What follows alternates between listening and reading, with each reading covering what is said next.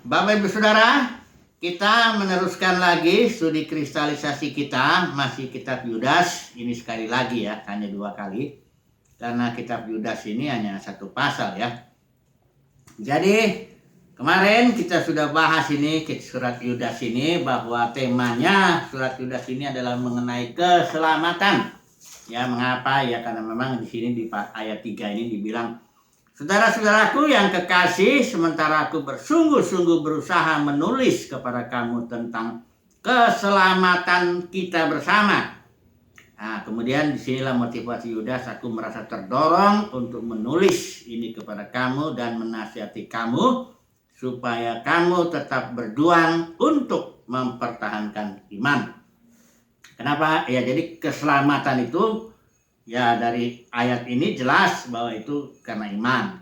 Cuma iman ini harus dipertahankan karena ada apa? Nah, barulah nanti di sini ada katanya orang-orang tertentu yang masuk ayat 4 ya, menyelusup ke tengah-tengah kamu. Bahkan ini dikatakan, ini surat ini mirip sekali dengan 2 Petrus yang mengenai guru palsu ya. Kita sudah bahas yang kemarin itu ya. Jadi kita nggak bahas lagi ya. Intinya di sini Yudas memberi nasihat supaya umat pilihan Tuhan mempertahankan iman. Karena apa? Karena ada orang-orang yang menyusup dan memberikan pengajaran-pengajaran yang menyesatkan. Kita sudah bahas itu, mereka ini guru palsu ini adalah menempuh jalan yang ditempuh Kain, dan juga karena upaya kesesatan Bileam, dan juga karena pemberontakan Korah. Kita sudah bahas sedikit itu. Nah, sekarang kita akan masuk 2 poin lagi mengenai yang diingatkan oleh Yudas ini tentang umat Israel yang sudah diselamatkan dari Mesir. Ingat ya, temanya surat Yudas bukan guru palsu. Temanya surat Yudas itu keselamatan. Cuma harus dipertahankan iman ini karena ya memang menyusup ada guru-guru palsu itu. Nah, untuk mengingatkan hal ini, Yudas memberikan 2 poin yang kita akan bahas hari ini ya. Yang poin pertama itu mengenai orang Israel yang sudah diselamatkan dari Mesir ya, tapi dibinasakan lagi oleh Tuhan karena mereka tidak percaya, jadi tidak mempertahankan iman. Kira-kira begitu ya. Kemudian yang bagian kedua kita akan membahas, karena di sini dikatakan tentang mereka Henokh, keturunan ke-7 dari Adam telah bernubuat. Nanti dalam bahas yang kedua. Jadi 2 hal ini aja kita bahas hari ini untuk menutup surat Yudas ini ya. Coba dulu kita yang pertama, kita baca aja dulu ayatnya. Ada di 5, ayat 5 ya. Tetapi sekalipun kamu telah mengetahui semuanya itu dan tidak meragukannya lagi, aku ingin mengingatkan kamu bahwa memang Tuhan menyelamatkan umatnya dari tanah Mesir. Ingat ya tema keselamatan ini ya. Namun sekali lagi membinasakan mereka yang tidak percaya. Dan ini aja dulu ya, nanti kita tidak terlalu bahas lah mengenai malaikat atau Sodom Gomora. Nanti kita lihat aja. Kalau sempat kita akan bahas juga itu Sodom dan Gomora ya. Yang ketiga berarti ya, poin ketiga, kalau sempat kita akan bahas Sodom dan Gomora, karena di Sodom dan Gomora itu ada Lot yang dikatakan orang benar dalam surat Petrus itu. Nah, mari kita yang pertama dulu. Apa yang dimaksud di sini? Yang dimaksud surat Yudas ini ya. Dikatakan di sini, aku ingin mengingatkan kamu. Apa yang mau diingatkan oleh Yudas adalah bahwa Tuhan sudah menyelamatkan orang Israel dari rumah perbudakan di Mesir. Itu rumah perbudakan Mesir ya. Diselamatkan untuk masuk ke dalam tanah perjanjian Palestina itu yang merupakan warisan atau janji Tuhan kepada Abraham dan keturunannya. Jadi mau diselamatkan, dibawa dari Mesir, terus masuk ya ke padang gurun dulu ya. Baru masuk ke tanah perjanjian. Nah, ceritanya kita tahu bahwa di tengah perjalanan ini selama di padang gurun ini, saudara, bukan dirancang 40 tahun, bukan. Jadi keluarlah dari Mesir ya, berjalan harusnya kalau berjalan begini, kalau lihat peta itu Mesir di sini tanah perjanjian. Ini kalau jalan lurus begini mungkin bisa sekitar 6 bulan pun sampai tuh ke jalan kaki ya. Tapi Tuhan bawa memutar begini dulu. Di sini ada Gunung Sinai. Di sinilah Tuhan mengadakan perjanjian dengan bangsa Israel. Kemudian setelah selesai perjanjian, bikin kemah suci apa semuanya lengkap, baru dia jalan ke sini. Ya, ini jalan hanya 2 tahun. Ya, disinilah namanya Kadesi Barnea. Disinilah Musa mengutus 12 pengintai. Salah dua. Salah satunya itu Yosua dan Kaleb. Ya, nah di sini orang Israel yang 10 pengintai itu kasih laporan, kita tahu ya, laporan yang sangat negatif ya. Laporan-laporan orang nggak percaya lah. Dia bilang itu benteng-bentengnya besar, orangnya gede-gede, kita kayak belalang dan sebagainya. Kita nggak mampu, ayo kita balik lagi ke Mesir. Gitulah kira-kira ya. Itu omongan adalah omongan orang yang tidak percaya. Mengapa demikian? Kan Tuhan yang sudah bilang, aku akan bawa engkau, aku akan ke tanah perjanjian. Ya, Tuhan sudah bikin banyak mujizatnya. Ya, ini orang yang 10 pengintai ini nggak percaya. Ya, kalau Yosua Kaleb ini, Kaleb terutama dibilang gini, itu Tuhan pasti bawa kita masuk. Yang menyertai mereka sudah meninggalkan mereka, tapi Tuhan menyertai kita sesuai dengan janjinya. Ini omongan orang percaya. Ya, nah, tapi akibat daripada 10 orang itu, seluruh umat Israel, ini umat Israel lebih mendengar yang 10 daripada yang 2. Biasa kadang-kadang orang lebih dengar yang mayoritas gitu loh. Yang sedikit itu dianggap salah ya. Akhirnya karena umat Israel dengar si yang 10 ini, yang mayoritas ini bersungut-sungut lah mereka, berteriak, ayolah kita pulang ke Mesir. Nah, di situ Tuhan melihat pemberontakan, katakan kenapa ya, tidak percaya. Ketidakpercayaan inilah yang membuat akhirnya Tuhan bilang, siapa yang sudah memberontak 10 kali? Ya, ternyata lewat semua 10 kali ya. Gak masuk tanah perjanjian, akan mati di padang gurun. Nah, itulah 38 tahun lagi ditambah untuk mematikan generasi pertama itu. Yang jumlahnya, tentaranya ada ya, 600.000 orang. Inilah yang diingatkan oleh Yudas. Ingat itu katanya, Tuhan sudah menyelamatkan. Benar, memang Tuhan sudah menyelamatkan orang Israel itu dari tanah Mesir, rumah perbudakan ya, jalan. Tapi karena tidak percaya, berontak, bersungut-sungut, ucapin kata-kata yang negatif, yang semua melemahkan. Nah, Tuhan tambah 38 tahun untuk membinasakan itu generasi pertama yang 600.000. Jadi dari generasi pertama hanya keluarga Yosua dan keluarga Kaleb. Bayangkan sedikit sekali tuh. Ya, berapa 0,0% apa dari semuanya itu ya. Nah, ini peringatan ya. Ingat katanya, jaga iman, artinya pelihara iman, seperti Paulus bilang di akhir hidupnya. Paulus bilang, aku telah mengakhiri pertandingan yang baik. Aku telah menyelesaikan garis akhir. Ini satu lagi dia bilang, aku telah memelihara iman. Kita tahu iman itu adalah pemberian Tuhan kepada kita. Iman yang diberikan Tuhan itu adalah iman Kristus, energi Kristus. Masuk dalam roh kita yang memampukan kita untuk percaya, untuk bersyukur, untuk bergerak maju, ya, bertindak dengan iman dan sebagainya. Kita harus pelihara itu, karena itu barang milik Tuhan lah ya. Iman Kristus ya, karena Yesus itu pencipta iman dan dia yang membawa iman itu kepada kesempurnaan. Nah, ini orang Israel nggak melihara iman, nggak mempertahankan iman. Ini contoh aja Yudas kasih tahu. Nah, sekarang ada pertanyaan ya.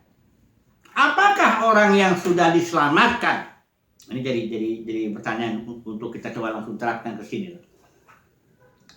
ke dalam kondisi saat ini. Apakah orang yang sudah diselamatkan bisa jadi tidak selamat? Ya, nah ini untuk menjawab pertanyaan ini ada 2 kerangka berpikir yang kita mesti tahu. Karena kedua kerangka berpikir ini beda banget. Kalau saudara memiliki pemikiran tentang keselamatan, ya saya sedang bicara ini, tema ini keselamatan, itu harus dipegang terus itu.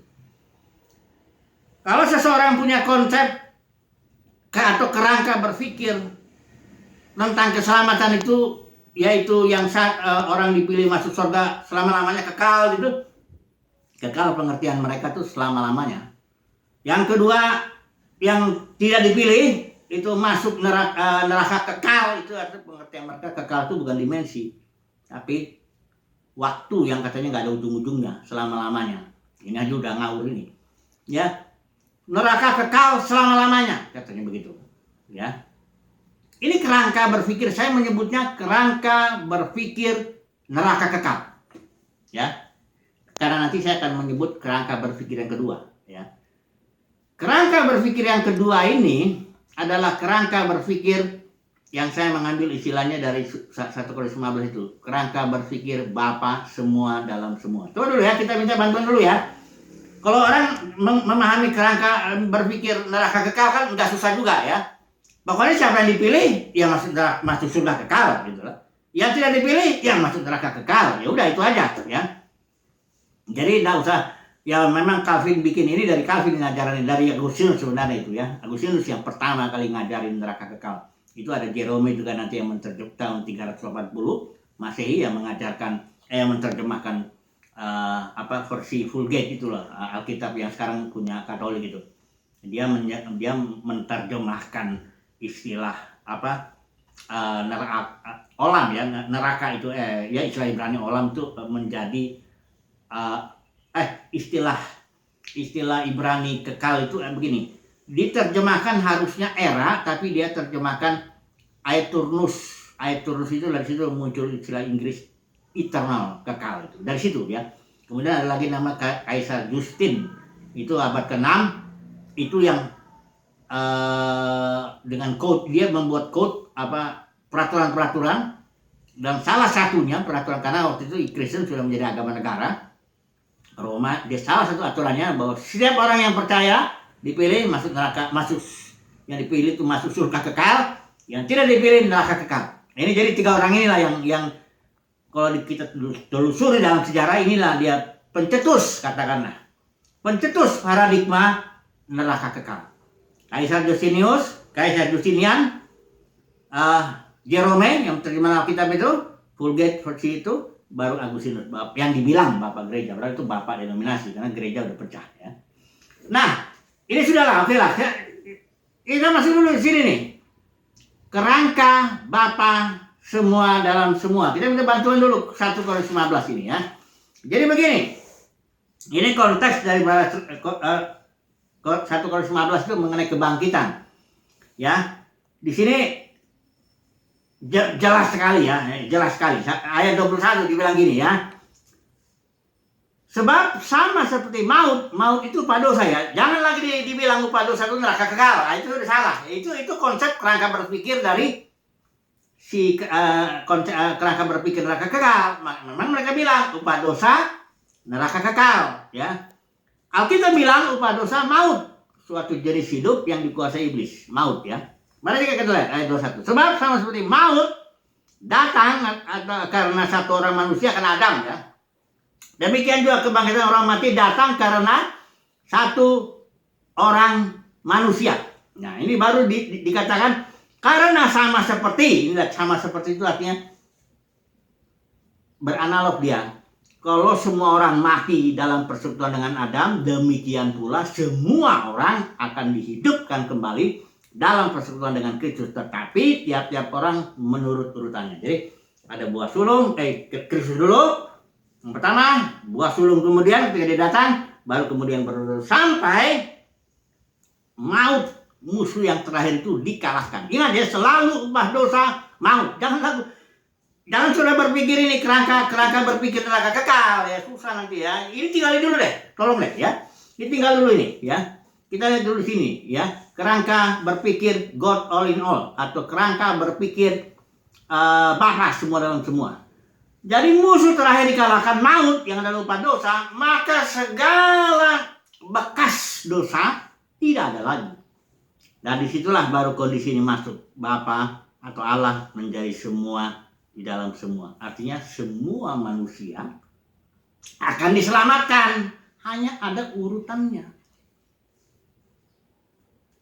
Kenapa semua manusia diselamatkan? Ya karena rencana Bapa, baiklah kita menjadikan manusia, artinya semuanya loh. Ini ngomong Bapa di surga itu. baiklah kita menjadikan manusia serupa dan segambar dengan kita, itu udah ngomong. Ketika diciptakan Adam Hawa belum jadi. Ada yang bilang Adam Hawa udah jadi. Itu baru awal, Tuhan masih banyak pekerjaannya. Prosesnya masih banyak. Sampai nanti Bapa menjadi semua dalam semua manusia jadi. Sesuai dengan perkataan Bapa di sorga. Karena upah dosa tuh maut, hilang kemuliaan Elohim, bukan hilang lah ya, berkurang lah itu ya. Jadi manusia jatuh dalam dosa ini bukan berarti dia sudah serupa segambar dengan Elohim. Waduh, masih kurang, merosot sekali bahkan ya, dan perlu diproses sampai nanti Bapa menjadi semua dalam semua. Jadi ini kerangka berpikir Bapa semua dalam semua itu adalah bahwa semua manusia diselamatkan pada akhirnya. Ini bukan universalisme yang apa, enggak ada urutannya. Ini saya banyak bicara ini. Jadi sekarang kita nggak bicara itu. Kita yang penting saya mau ngejelasin dulu dua kerangka berpikir ini. Karena ketika orang punya kerangka berpikir neraka kekal, dia akan punya pertanyaan. Pertanyaannya apa? Apakah orang yang sudah selamat pasti selamat gitu? Itu pertanyaannya. Apakah orang yang sudah selamat bisa lagi binasa? Itu pertanyaan-pertanyaan dalam kerangka berpikir neraka kekal. Tapi orang yang punya kerangka berpikir Bapa semua dalam semua, enggak ada pertanyaan itu. Karena sudah pasti selamat semuanya. Cuma ada urut-urutannya. Buah sulung dulu, Yesus dibangkitkan. Kalau ini buah sulung dulu, baru dengan buah sulung ini kita melayani berjaman-jaman sampai Bapa menjadi semua dalam semua. Saya sudah bicara banyak tuh mengenai dispensasi. Nah, jadi kalau kita punya paradigma atau kerangka berpikir God all in all, ini kasus Yudas. Sekarang kita kembali ke Yudas ya. Kasus ke Yudas ya. Karena kita kembali lagi ke Yudas. Coba deh perhatikan ini. Yudas bicara soal keselamatan. Ya. Di sini dikatakan oleh Yudas dengan tegas, dengan mengambil contoh orang Israel yang di Mesir itu, bahwa orang yang sudah selamatkan dari Mesir itu loh, itu bisa binasa lagi, nggak masuk kepada warisannya di tanah perjanjian itu. Ini contohnya ya. Nah sekarang kalau kita terapkan sekarang, bagaimana orang yang sudah selamat sekarang, yang sudah dipanggil Tuhan, bisa nggak masuk kerajaan surga? Ketika Tuhan datang, dia menegakkan kerajaan di muka bumi, dia dengan buah sulungnya, ya, bekerja melayani terus. Bisa nggak orang yang tadinya sudah di sini dipanggil nggak selamat, nggak masuk kerajaan surga di sini? Bisa. Itu karena banyak yang dipanggil, sedikit yang dipilih untuk masuk untuk menjadi buah sulung itu. Ini kerangka berpikir yang saya ngomong nih, kerangka berpikir God all in all, Bapa semua dalam semua, bukan kerangka berpikir neraka kekal. Karena kalau neraka kekal berpikirnya pokoknya begitu Tuhan datang, harus jelas dulu siapa yang masuk neraka kekal, siapa yang masuk surga kekal. Karena nggak ada lagi kasih karunia setelah itu. Padahal kita bilang jelas, bahkan di dispensasi terakhir itu, langit dan bumi baru itu, air kehidupan ditawarkan itu. Ya, ditawarkan itu, siapa yang mau minum air dengan cuma-cuma. Kemudian daun pohon kehidupan itu ditawarkan lagi, daunnya itu menjadi apa? Menyembuhkan bangsa-bangsa. Jadi memang pola berpikir neraka kekal ini, memang mereka harus menentukan, harus menjawab sendiri persoalan yang ditimbulkan oleh mereka sendiri. Ini orang yang punya konsep neraka kekal, dia akan memiliki pikiran atau pertanyaan, apakah seorang yang sudah selamat akan selamat? Itu adalah pertanyaan yang timbul karena paradigma neraka kekal. Karena bahaya ini, karena begitu Tuhan datang, sebagian nanti masuk surga kekal, selama-lamanya kekal itu pengertiannya. Kemudian masuk neraka selama-lamanya. Jadi mau nggak mau bertanya dia di sini. Kalau orang udah selamat, bisa nggak dia nanti masuk neraka kekal? Kalau dalam konsep yang saya jelaskan ini, Bapa semua dalam semua, tidak ada pertanyaan itu. Tidak ada pertanyaan. Itu bukan persoalan. Yang menjadi persoalan, seperti surat Yudas, kita harus memelihara iman. Kita harus mempertahankan iman. Karena iman itu kalau nggak dipelihara, ya bisa hilang. Bukan bisa hilang, bisa kita nggak masuk nggak dapat warisan kayak orang Israel itu. Ya, hanya 2 keluarga yang masuk dari generasi yang keluar dari Mesir itu. Gitu. Tapi bukan berarti dia binasa. Nanti di zaman berikut dia diselamatkan sesuai dengan 1 Korintus 15 kan kita baca. Urutannya nanti ada. Jadi kembali di sini Yudas sangat bagus sekali. Dia memperingatkan hati-hati. Orang Israel itu keluar dari Mesir sudah diselamatkan dari rumah perbudakan. Tapi di tengah jalan mereka nggak pelihara iman di padang gurun. Bersungut-sungut, protes. Kurang ini bukan protes sama Tuhan aja, sama Musa juga banyak malah ya. Nah itu gak memelihara iman. Nah akhirnya binasa di padang gurun. Tapi bukan berarti mereka gak diselamatkan. Ini orang Israel akhirnya seluruh Israel diselamatkan. Terus lihat deh surat Roma itu ya. Terus minta bantuan dulu sebentar ya. Karena ini konsep neraka kekal ini bahaya ini kalau dipegang ini. Jadi kacau, gak ngerti Alkitab jadinya ya. Banyak ayat-ayat yang jadi kita gak paham ya. Di sini dibilang nih di dalam surat Roma ini ya, dikatakan jelas bahwa seluruh Israel akan diselamatkan. Ya. Nanti ada yang bilang lihat konteksnya, ya konteksnya itu seluruh, memang seluruh. Kayak tadi 1 Korintus 15 itu, kalau semua mati karena Adam, masuk alam maut, ya satu orang mati, ya ini juga semua. Ya, kalau udah semua ini konsisten loh, jangan kalau karena Adam tuh semuanya kena maut, yang ini enggak. Jadi karena konsepnya neraka kekal, susah jadinya. Ada istilahnya apa unlimited atonement, tapi kita nggak bahas dulu itu. Mana ya Roma ini ya, seluruh Israel akhirnya diselamatkan. Perhatikan ini. Sebab dengan jalan demikian seluruh Israel akan diselamatkan. Jadi yang mati di padang gurun itu juga nanti diselamatkan di zaman-zaman berikut, tapi bukan buah sulung. Nah ini banyak yang dipanggil, sedikit yang dipilih. Itulah bayangkan dari 600.000 orang itu, cuma Yosua dan Kaleb yang masuk generasi pertama itu. Ya, banyak yang dipanggil, sedikit yang dipilih. Karenanya ya kita yakin aja lah bahwa kita orang bukan hanya dipanggil, tapi dipilih juga untuk menjadi temannya Yesus nanti sebagai buah sulung untuk melayani, menegakkan kerajaan di bumi sampai bumi ini menjadi bumi yang baru, bukan dilempar ke sana neraka, lempar ke surga kekal di sana cuma nyanyi aja. Ini konsepnya memang udah kacau banget kalau orang yang memegang konsep atau paradigma neraka kekal. Ya, jadi surat Yudas hanya memperingati. Ya, dikatakan di sini aku ingin mengingatkan kamu. Jadi kita yang sekarang sudah dipanggil dan kita yakinlah dipilih ya, kita pelihara iman. Bagaimana caranya memelihara iman? Ingatlah, iman timbul dari pendengaran. Pendengaran apa? Pendengaran akan firman. Sekarang ketiadaan iman timbulnya dari mana? Dari pendengaran juga. Pendengaran apa? Pendengaran ajaran ngawur, ajaran guru palsu ini. Ajaran Bileam, melayani untuk upah, ajaran Kain, menjauh dari Tuhan, ajaran Korah. Di sini bilang jauh, jangan dengar, karena nanti kalau kita dengar timbul ketidakpercayaan atau menyimpanglah dari iman. Ya, oke, jadi ini nomor 1 ya. Nantilah lu buat sendok ini, atau bisa kita sambung lagi sekarang ini, kita sambung aja dulu ya. Lu buat sendok ini dikatakan Tuhan datang dengan beribu-ribu orang kudusnya hendak menghakimi semua. Ini dia kedatangan Tuhan itu dengan atau di dalam beribu-ribu, ini dikatakan beribu-ribu orang-orang kudus hendak menghakimi semua orang. Menghakimi, ingat ya, Yesaya 26 ayat 9, apabila Tuhan menghakimi bumi, maka penduduk dunia akan belajar kebenaran. Jadi Tuhan datang bersama dengan orang kudusnya, ini dia umat pilihan Tuhan, untuk menghakimi bumi supaya bumi mengenal kebenaran. Itu ya, inilah dia peristiwa yang diuraikan dalam surat Roma ayat 19 sampai 21 itu, manifestasi putra-putra Elohim. Jadi umat pilihan Tuhan, putra-putra Elohim tampil ya di muka bumi ini ya.